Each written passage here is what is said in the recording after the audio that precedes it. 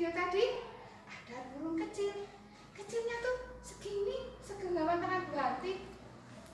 Nah, dia hebat. Dia bisa mengambil makanan. Makanannya apa?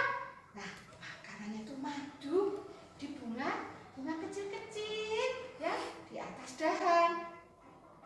Dia bisa mengambil, hebat, tidak jatuh karena dia sambil mengepakkan tangannya, mengepakkan sayapnya. Nah, seperti ini, sambil bisa ngambil. Seperti ini. Nah, sekarang kita Jinjit itu aja lali. Anak-anak, jangan lupa ya, tadi burungnya begini sambil berjinjit. Lihat ini. Semakin keras. Nih, jinjit, lihat, berjinjit sambil mengambil makanannya. Nah, sekarang anak-anak nanti bikin ya.